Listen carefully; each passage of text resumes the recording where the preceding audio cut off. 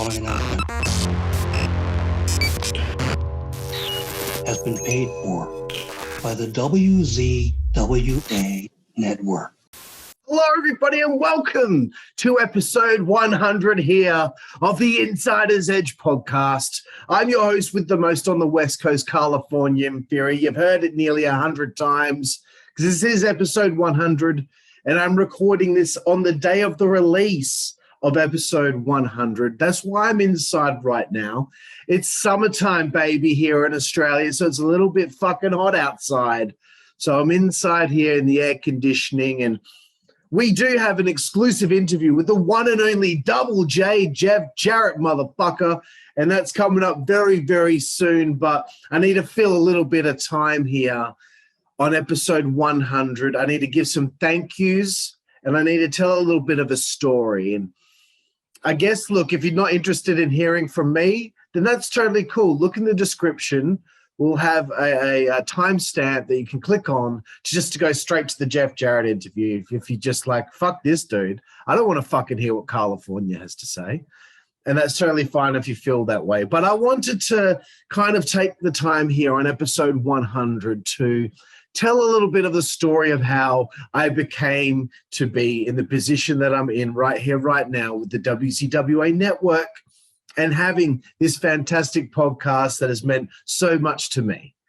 I'd always wanted to do stuff like this. You know, it was put into my mind quite a while ago when I would see certain people out there getting interviewed by people that claim to be podcasters or interviewers. And, you know, when you're watching an interview and somebody you really want to find out the ins and outs of whatever the subject is, whoever the person is on a particular episode, you want to find out the ins and outs of everything that they've done. And the guy who's interviewing them is asking them questions.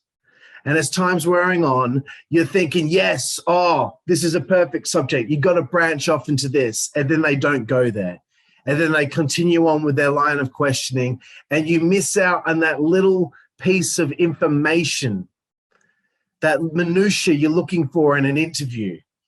And instead, you're getting the same old shit, people being asked the same old fucking questions over and over and over again. It used to do my head in. And I always used to think to myself, man, I wish I could be in this field. I wish I could be the one interviewing some of these people, because I feel like I'd do better research. I feel like I'd ask more questions that they don't usually get asked. So that was something that was really important to me, was kind of showing up a lot of those, I guess, fraudulent podcasters out there that seem to have either a big name or not a big name at all. But I wanted to show that, you know, I could do this and I could keep up with the best of them. But I never really knew how to get into it. And it wasn't until I'd been watching WCW. It was, you know, some reruns of the old WCW Worldwide, where it would have Scott Hudson, Bobby the Brain Heenan on the show, and they would recap that week's Nitro or Thunder, and then there would be a few like original matches taped on WCW Saturday Night, et cetera, to end the episode. Anyway, long story short, I had a few questions for Scott because I just wanted to know what his kind of like day-to-day duties were like at WCW, what his life was like, just the most boring things, that minutia, the most boring things, like what time do you get to the office? What did you do for lunch? Where did you go? Stupid shit like that. So anyway, I asked him a couple of questions. It ended up leading to me being like, Scott, how about I just give you a call on Skype sometime? So Scott's like, yeah, Carl, sure, you know, anytime. So, you know, we line up a time, me and Scott Hudson, we talk on Skype for nearly 4 hours. And I ask him everything I could possibly think of. And right at the end, Scott said, you know what, Carl, I think you got quite the knowledge there on professional wrestling. You know, I really do think that you could do a good job at hosting a podcast. You just got to find a niche that works for you, because there's a million of them out there.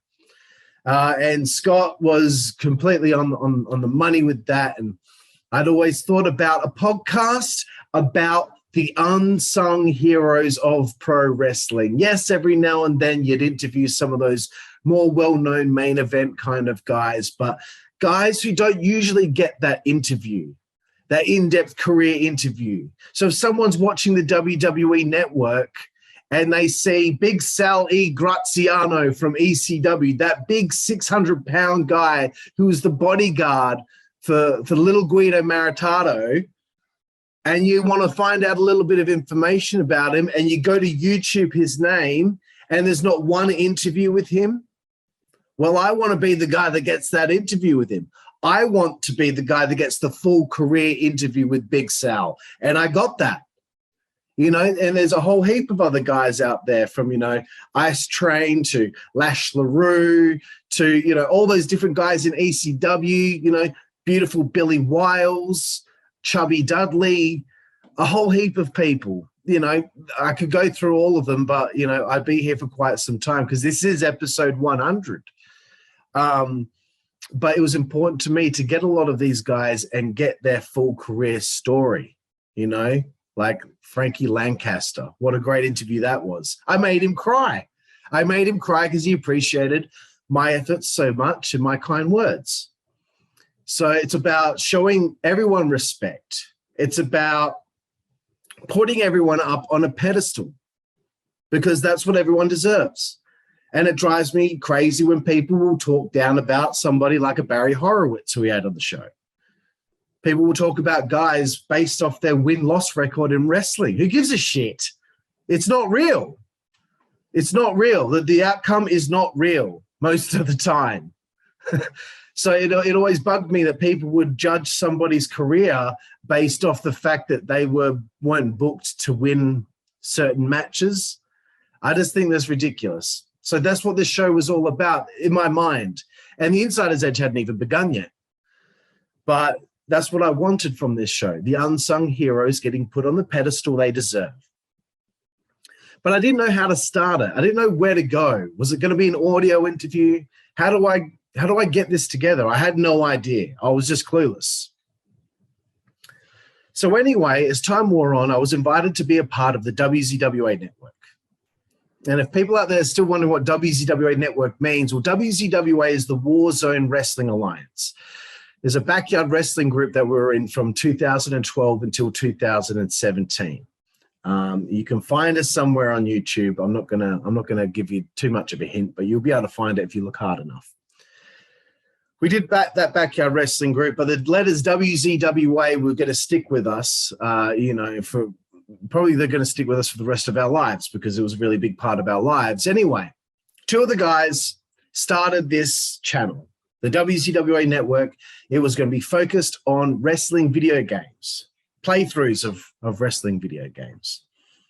Anyway, they'd done a few episodes of, Wrestling Revolution 3D and some of these other games. And out of the blue, Luke had a conversation with Virgil, of all people, and offered Virgil $50 to do an interview. So the two guys that started the WCWA Network, Mr. 55 and Luke Monet, set up an interview with Virgil. And that's why you might notice in the playlist, the very first episode of the podcast is one that doesn't have me as one of the hosts. It's a debacle of an interview. Luke has to leave halfway through because his baby is like screaming her head off. And then it's left down to Mr. 55 and Virgil. And look, let's be honest, Mr. 55 isn't exactly at that point in time qualified to host anything. So a conversation between him and Virgil certainly is not going to be very, I don't think they're going to click very well, and it's not going to be a very engaging conversation. So look, it was a bit of a debacle, but episode 2 came around. They had organized an interview with the Godfather. Luke bowed out because he knew that he had a very young family and it would be just too difficult for him to even get away for just an hour to talk to somebody, do this interview. So they invited me to be a part of the show. They knew that I'd had experience with a previous podcast that I had done, an audio podcast based on a completely different subject.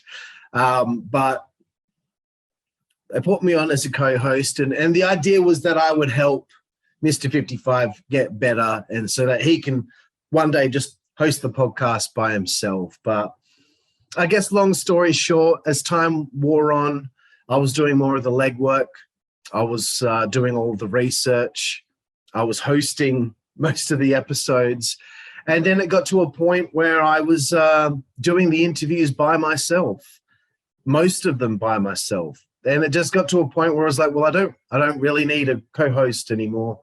I'm pretty good at doing this by myself now, more comfortable by myself. And, you know, it's been just a fucking wonderful experience, I'll be honest with you, to be able to sit there and have conversations with people that I've been watching over the course of my life and being a fan of, and be able to have a laugh with them and make them laugh, and, you know, sometimes even flirt with them like Trinity or Goldilocks or whatever. But, you know, this has been a great part of my life, and, you know, I couldn't thank everyone out there enough. And I guess I'm going to get to the tail end of this right now. I don't want to be here talking all day because you guys want to see the interview with Jeff Jarrett, but I've got some thank yous to throw out there. Got to thank Mr. 55. I've got to thank my producer, Luke. I've got to thank my co-host on the reviews and sometimes on the Insider's Edge, Juicy Boy, Daniel Johnston. I've got to thank Sean Oliver from Kayfabe Commentaries for inspiring me. Scott Hudson, former WCW commentator, for believing in me and giving words of encouragement. I have to thank Mean Mike Moran from Disorderly Conduct and the Texas Hangman for being a friend and someone that I do consider a very close friend now, and we speak nearly every single day. So I want to thank you, bro, for supporting me.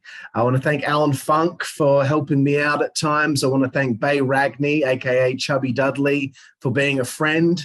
Also, I want to thank ring announcer Bob Artis for being so kind and also being a friend to me as well. I want to thank Lodi for making my first solo interview so easy. It was the first time I was left high and dry by myself. So I want to thank Lodi for that. I'd like to thank Mark from Ring of Honor for his help in gaining interviews over the last couple of years. I'd like to thank Piers Austin from the MWA Podcast Network over East here in Australia for the advice and for being there for me when, you know, I was a little stressed out with things here at the network. So thank you, Piers. And I've got to thank the fans, bro. I got to thank the fans and the people that have supported us the most. I got to thank Kevin Curran. I got to thank Scottish Danny, bro. I know I was going to get you on this show, but time is just ticking by too quickly. Thank you so much for your support since day one, man. Really appreciate it.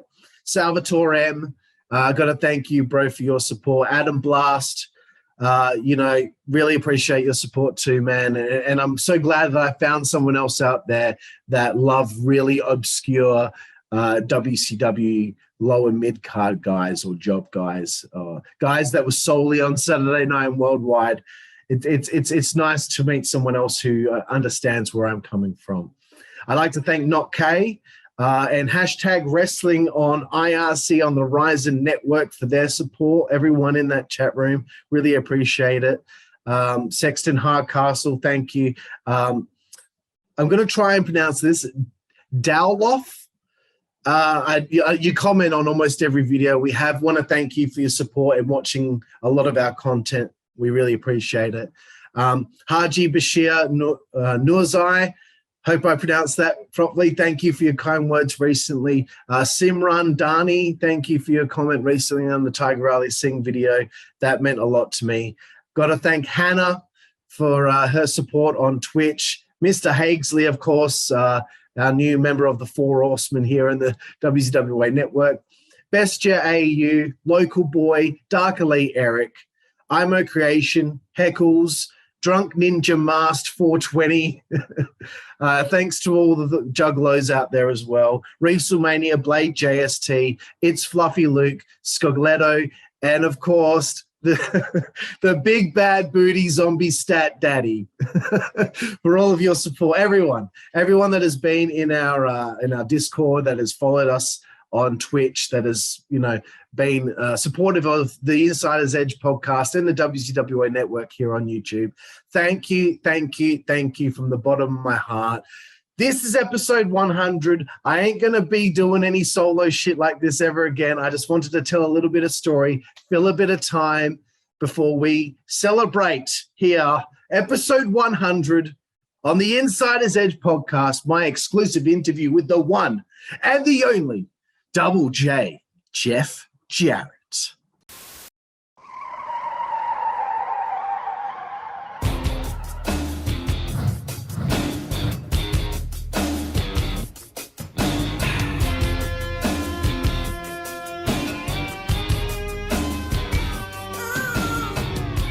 Ladies and gentlemen, welcome to episode 100 here of the Insider's Edge podcast. I'm your host with the most on the West Coast, Karlifornia Haguesly. What a joy to be with you all once again. And I'm sending a call right out there to Slapnut Nation. That's right here, right now.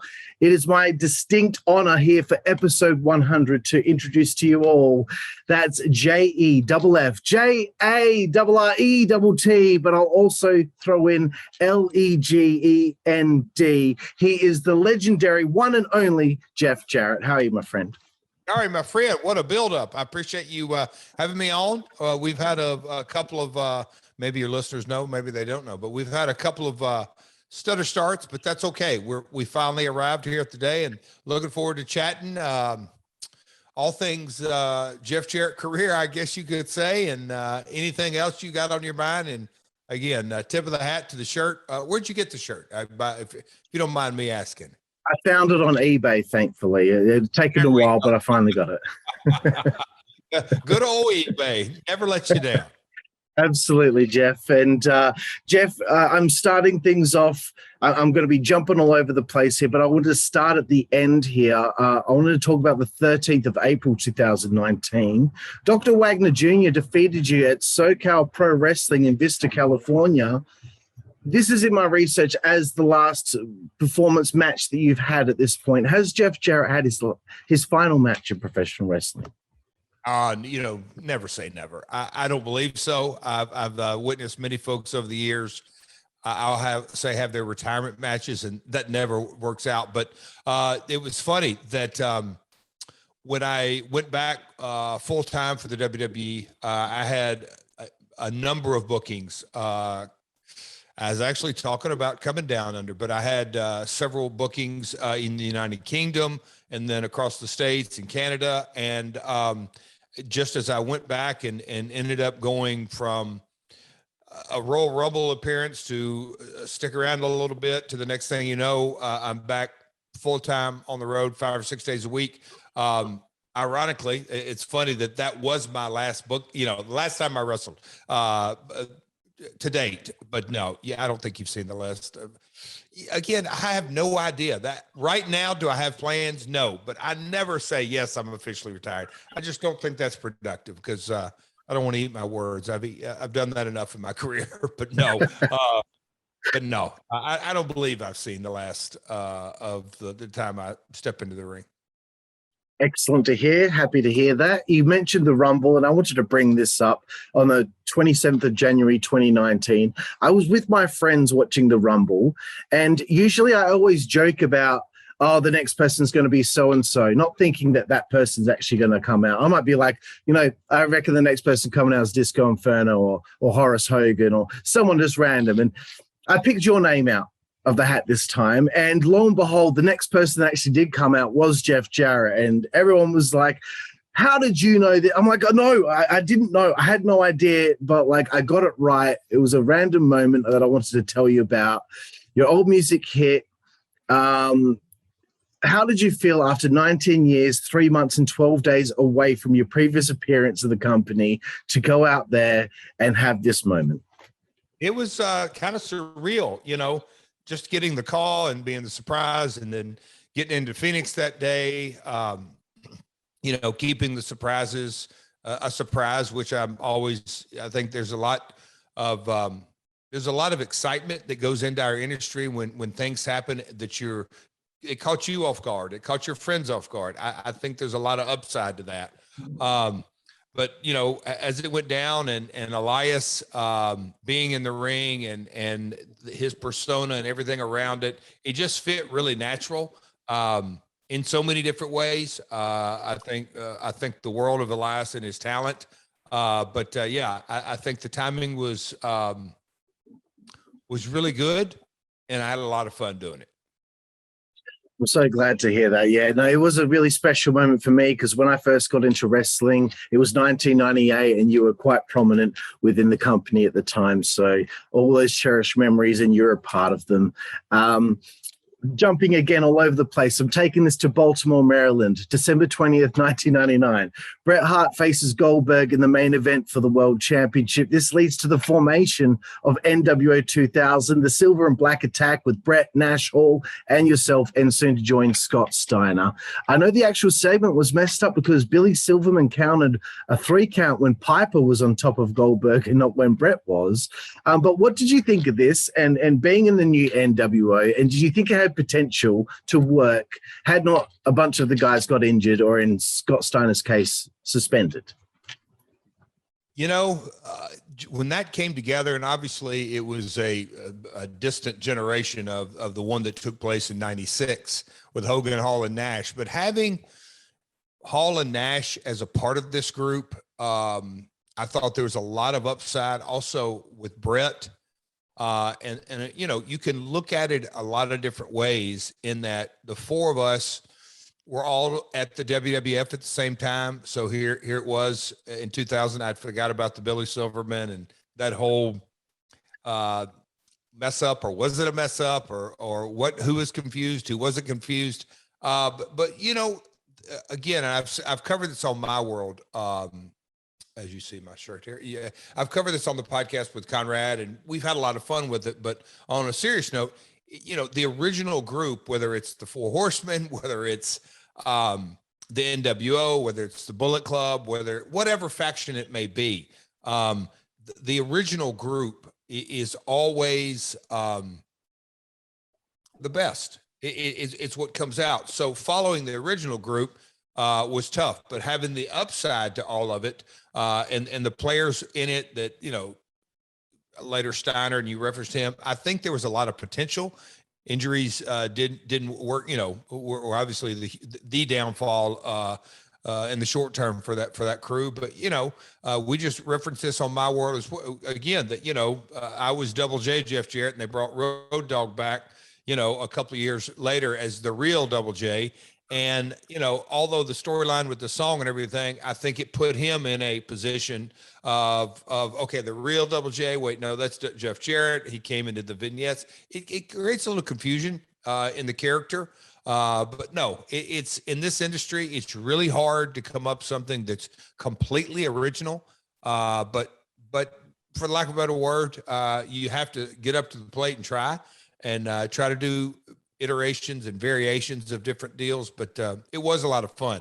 I remember the night in Baltimore that we all thought that it was a good shift and it had a lot of potential.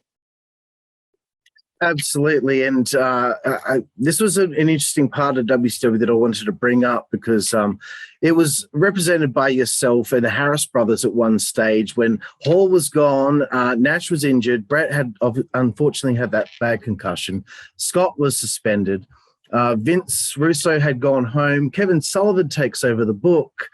But during this time, yourself and Sid are kind of leading the way on TV as who the show is, I guess,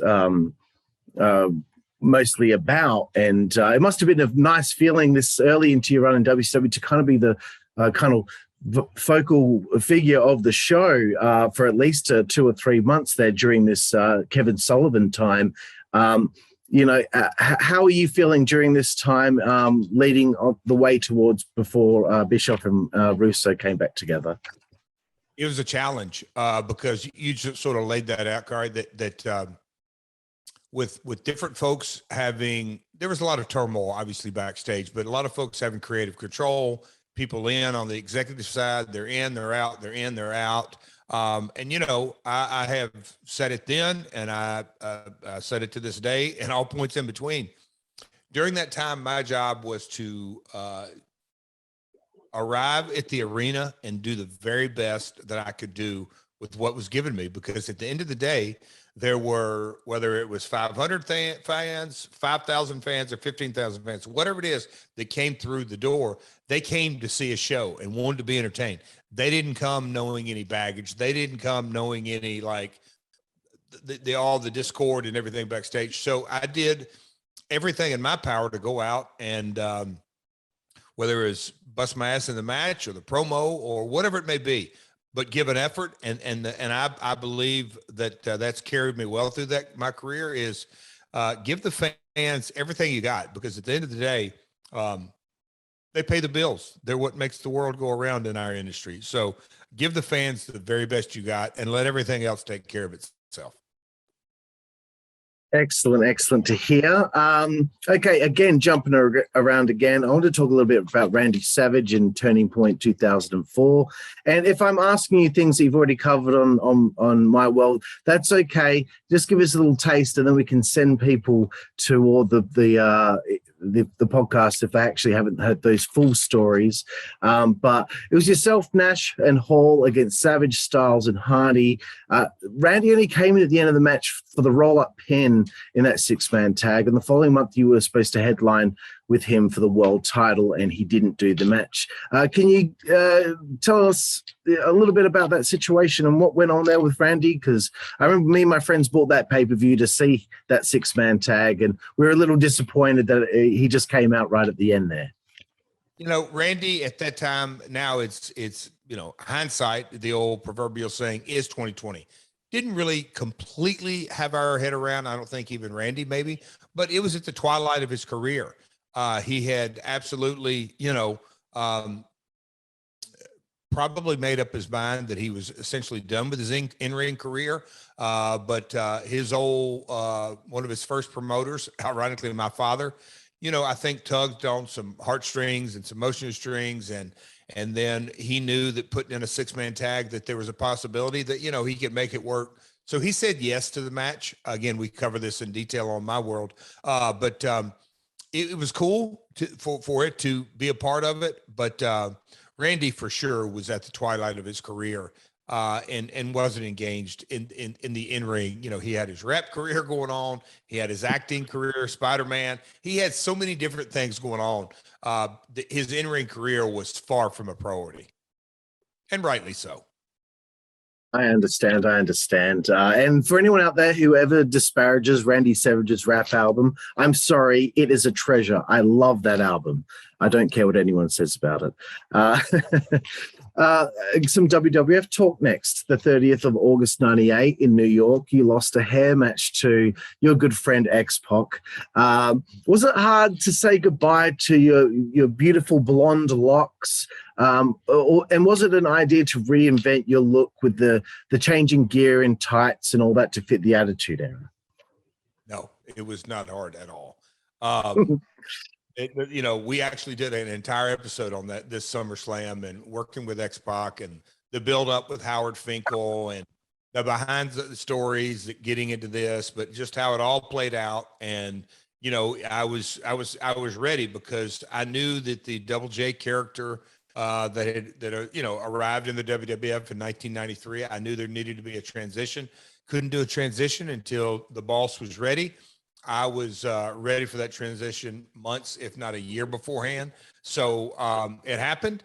I knew that there was a vibe and a feel that I wanted to go with, and that the powers that be at WWF at the time were on board. And so it was, getting to have a hair versus hair match in Madison Square Garden. Can't say that it was on my bucket list, but looking back, it's certainly a really cool moment. And me and X-Pac, we go way, way back, and we always, I don't say we enjoyed kicking the hell out of each other, but we always were very aggressive in our matches. We felt it, but also it was a really good working relationship. Awesome. And it must have felt good to have the hair cut short and I have to keep brushing out the knots, because I used to have hair down to here. I've shaved my head since last October, so I know the feeling. I know what it's like to have to brush those knots out every day. So that must have felt good. Okay, I wanted to ask a little bit about some of those days in the WWF. Things seemed a lot looser creatively from just what I've, I guess, learned from all the years of watching interviews and all that. How did you like working with Vince and Ed? Did you find them to be approachable when it came to your angles and like even just the verbiage in your promos, having freedom to do what you want to do with your own character? You know, and a lot of they were very approachable and very collaborative. But at the end of the day, they were, for the most part, a lot of times on getting anything verbiage or what they were the messenger. So at the end of the day, everyone knows who the boss is, and that the buck stops with one man. And so they. Vince and Ed always were collaborative, but also knew, and everyone else did as well, that they weren't the ultimate decision maker. They obviously had influence, but at the end of the day, it was like I said, the buck stopped with one man. Absolutely. April 2000, the Russo Bischoff duo team reboot in WCW. That first Nitro was very chaotic. But a very interesting atmosphere to see WCW head into. How were you feeling at the time? And could you see as the weeks rolled on, like from your perspective, Eric and Vince, and how it became kind of like oil and water? And so what was the question? Like, how were you feeling at the time with the company? And could you see from your perspective that things with Eric and Vince weren't working out? No, I didn't have any idea in the early days that it was a struggle. Again, I'll go back and I've covered this in so many different shape, forms, or fashion, in that WCW was a corporate environment, and yes, Eric and Vince, I guess were asked or told to work together, but it's just very difficult, not just for them, anyone in a scenario that is a creative area, which is subjective. It's not like you can take an exact science, because there's a lot of right ways. So a lot of great ideas, but there's also some wrong ways, which means bad ideas. But when you put two strong personalities together, that technically one wasn't over the other, it's just a very, very difficult situation. Again, when you roll it all downhill or all uphill, it's the corporate mentality or the corporate environment, maybe better said. So made it very difficult for all involved. But that night in Denver, everybody came with a lot of renewed hope and enthusiasm. And hey, let's see where this goes. Let's see where this goes, because by that time, it was well understood that the nose needed to be pulled up. The WWF, and I'll call it the Attitude and the Austin and Rock, and that whole system was gelling in so many different ways. But yeah, it was a challenge for all parties involved. But again, looking back on that era, it's funny how the narrative continues that everything was bad. That's just not accurate. But there was more bad than good, and so that's the narrative. Yeah, and I look back and I've been watching some 2000 WCW, and it's some quite endurable television as far as I'm concerned. So I think a lot of people kind of believe a certain narrative coming from a certain place, and I just think it's a bit silly. I think WCW in 2000 was fantastic stuff.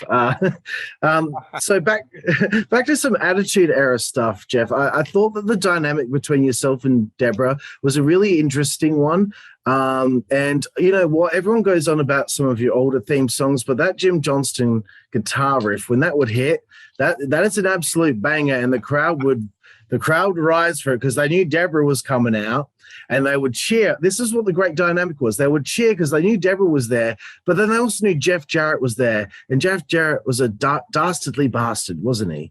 And so it would slowly start to change from being to heat for you, especially when you get on the microphone and tell everyone that they're not going to be seeing any puppies tonight. Was it? How was that dynamic for you, having a very popular manager with you, but Jeff Jarrett was, straight uphill?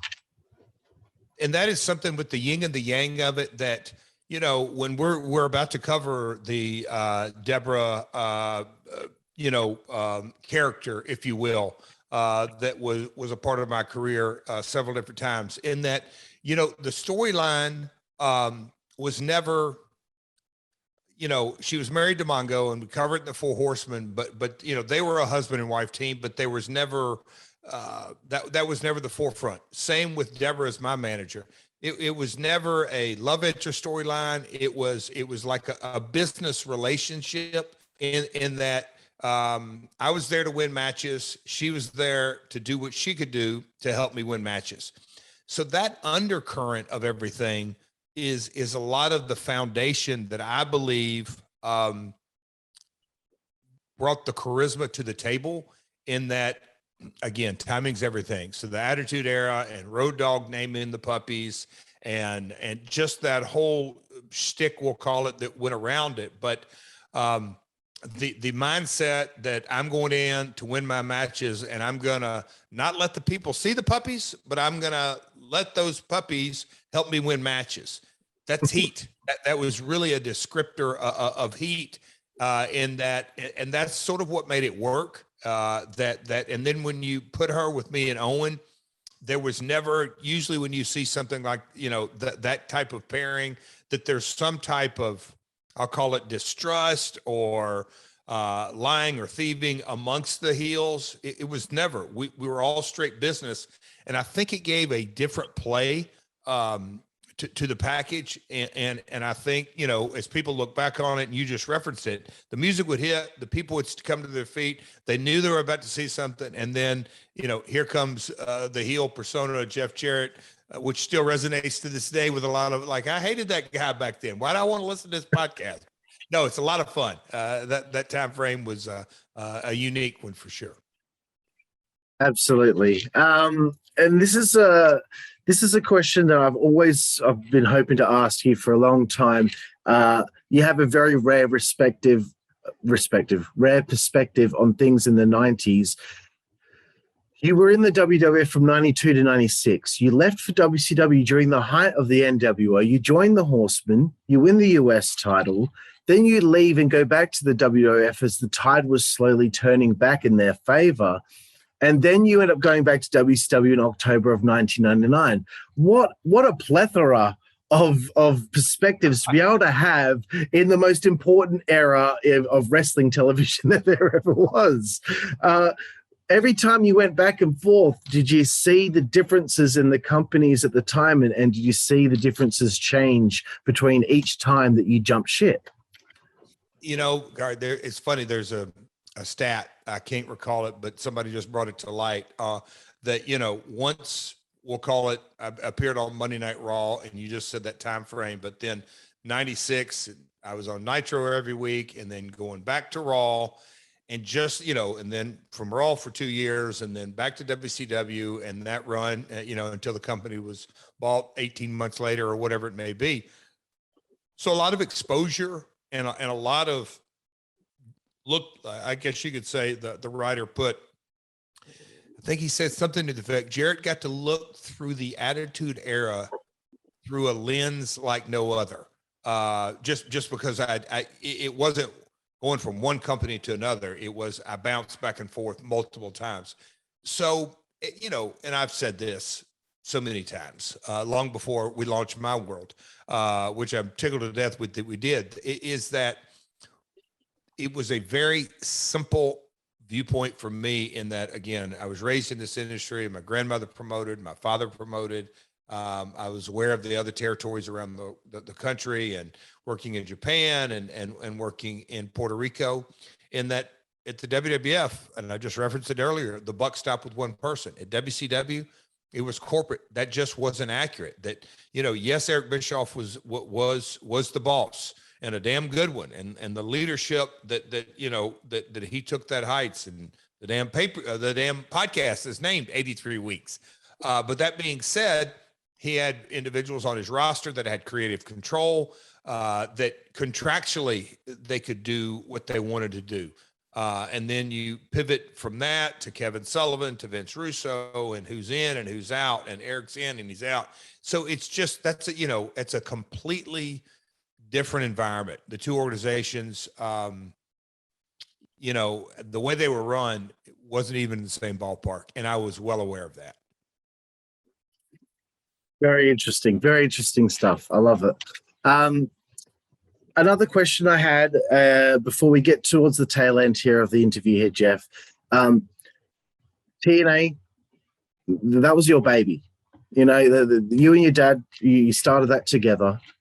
And I just wanted to know, what's it like having something that was your baby, right? And this is your thing, and you created it. And then there's a point in time where you're no longer involved in it, and you go and do other things in your life. But that thing that you created, that's your baby, is still around. It's called Impact Wrestling, and it's still going today. How does that make you feel? I don't know. I just thought of it today. I just thought it might be interesting to know, how does it make you feel to know that the thing that's your baby, it's all grown up now. It's still doing things, but even though it's grown up now, it's not on the same level as it was when you were flying high in the 2010 time. So how does it feel? It is surreal at times, and it's a good question. It's a lot of discussion, and we've discussed that. Me and Conrad discussed that not only on the podcast, but off the podcast, just because, next June will be the 20th anniversary. That's hard for me to believe, that 20 years. And when you look at, WCW wasn't around that long.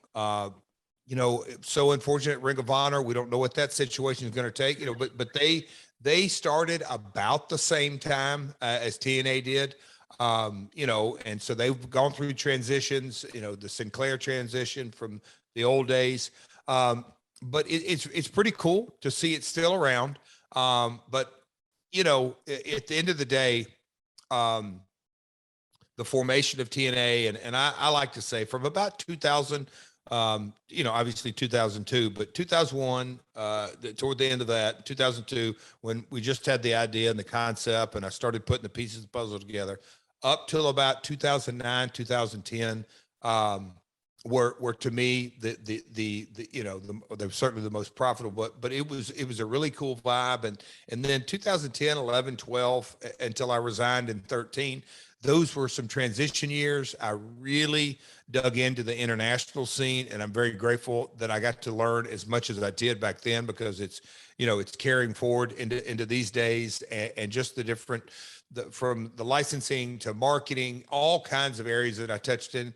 Rinka King, which was produced not far from you, right across the sea from Perth, but in India. That I would have never had that opportunity had it not been for those transition years. But the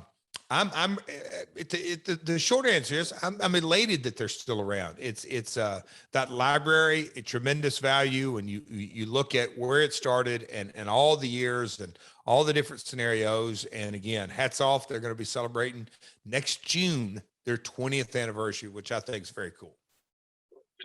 Absolutely, Jeff. It is really cool, and I'm really glad to have been able to hear your perspective on that. So, Jeff, just to finish off this interview, I do have this short segment. It's called 5-Second Frenzy. It's quick fire questions for quick fire answers. So it's just your favorite this, your favorite that. It shouldn't be too difficult, but I thought, we do it on every show. It's just to get to know you a bit more, and it's not just all about wrestling. I can pick anything if you just give me time. No, I'm kidding. Okay, Jeff, 5-Second Frenzy. Who would you say is your favorite wrestler of all time? Jackie Fargo, Jerry Lawler are at the top. Very nice. Do you have a particular... So I'll keep it short. Yeah. Not a problem. Would you say, who would your favorite opponent is? Who would you say that is? Shawn Michaels, Kurt Angle, Scott Hall. They're up there at the top. Fantastic choices. I know this is a difficult one, but would you have a favorite match that you've ever participated in? It'd be probably, and there's some hidden gems. We just uncovered one that I had with Dean Malenko. There's a match that I had with Chris Jericho. There's a match I had with Eddie Guerrero. There's a couple of those, but Shawn, Kurt, those are up there at the very top. Very nice. Now, finally getting away from wrestling, Jeff. Favorite book? Oh my gosh. I'm currently reading Winning by Grover, Lester Tim Grover. he's Michael Jordan's trainer. But I'm a big Jim Collins fan on his series of books, and so much research went into that. Gosh, there's a lot of books. There's a book out on habits that I'm going to draw a blank that I read about 6 months ago, that how our brain works. It's a little into marketing. Marketing I have over there, Story Brand by Donald Miller. I could go on and on about that as far as favorite books. Excellent. Favorite TV show? Oh my gosh. Well, currently I'm a Succession watcher. If we're going old school, Andy Griffith. Does Andy Griffith play down under? Not really, no, but I know what you're talking about. Okay, yeah, I didn't think it did, but if I got to make it appropriate, I'm a huge Wiggles fan. You a Wiggles fan? Banana 1 and Banana 2. Yeah. Oh man, a lot of fun. They were running wild when I was a kid, and they're still going now. They're killing it. Jeff, next one, favorite film. See, and that's just, you have to go into, if we're doing comedy, Tommy Boy and Dumb and Dumber, and going way back, you can go to there's so many. Shawshank Redemption is, if we're going to take a little more of a serious turn. The writing in that is really, really, the acting's great. I'm a huge Morgan Freeman fan. And all the supporting actors in that. Well, obviously Tim Robbins the lead, but that's a really, really good story that I don't know. There's a lot of good films out there. So for me to pick one, it's tough. Yeah, no, we get Shawshank Redemption a lot on the show, and I always wish I could see it again for the first time, because when he finally was free, it was raining. Yeah, it was raining down my face as well. I'm telling you right now. Well, my favorite is when you see Morgan on the beach at the very end. Yeah, that got me as well. It's a really feel good moment, but you had to really get invested in the story and understand that character and everything about it. Yeah. Good story. Absolutely. Not many left to go here, Jeff. Favorite musical artist or band? Oh Lord. You're really going to get me down a rabbit hole, because you'd have to pick a genre, but I mean, I'm a Toby Keith fan. I go way back. If you go into Elton John, look, at the very, Garth Brooks is his entertainment aspect. He's got hundreds of hits, but Garth live is a whole nother level about performing. And obviously the industry that I'm in, and I'm a promoter, and seeing not only the records that he's set, but sort of taken away on how he has arrived at that staying power, the massive amount of tickets that is mind boggling. Just, I'm a Beatles fan. Obviously, I'm a Stones fan. I'm a Queen fan. Queen at Live Aid, that 10 or 15 minute segment, I can't really tell you how many times I've watched bits and pieces, but if you sit down and watch it in its entirety and sort of look at that from a different perspective, that's candidly an art of tearing the house down. You have to watch that in amazement and go, okay, my man knew what he was doing. He stayed by command. That's a gift. That's a real gift. And look, they had played stadiums the couple of years before, so he knew how to work a stadium crowd. But the timing and being on a stage with mega artists before him and after him, and just it's really something that if you're a performer, I don't care if you're an actor, actress, whatever it may be, watching him command what he did is a piece of work. Absolutely. I get goosebumps every time I watch it. Moving away from the arts now, Jeff, favorite food? Oh, I'm a sushi guy or a steak guy. Very nice. Good answers. Do you have a favorite place to eat on the road? Oh, Outback Steakhouse on the road. And how ironic is that I'm, you folks down under laugh at that, but they got good steaks and great service anyway. But I tell you what, I love to find a local, highly regarded sushi place. Those unique sushi places on the road. Obviously, you have to be in the, you can't go to Kansas, or you can't go you can't go to the wrong city and get great sushi. But if you're on the coast, and there's other places in between that can get the fish in there. But I'm a big sushi guy. Excellent. Only a few more to go here. Jeff Jarrett's thirsty. Does Jeff Jarrett have a favorite beverage that he likes to drink? What is it that you would go to when you're thirsty? Unsweet iced tea. I know that's his drab, but that is my go-to drink. I was having some earlier today. I've got no problem with it. Second last one, Jeff. Favorite female body part? You see a good-looking lady. Where do the eyes go to first? What is your weak spot? Shame on you. I'm married and I have 4 daughters. Next question, please. Well, some people say the eyes. Some people say, the brain. But again, my opinion is gonna come out, and then that's gonna give 4 other ladies. Okay. The right answer. What I say? Ears, hair, other body parts. It's a lose-lose. You obviously are not married and don't have daughters. I'm kidding. No. And Jeff, the last one here today.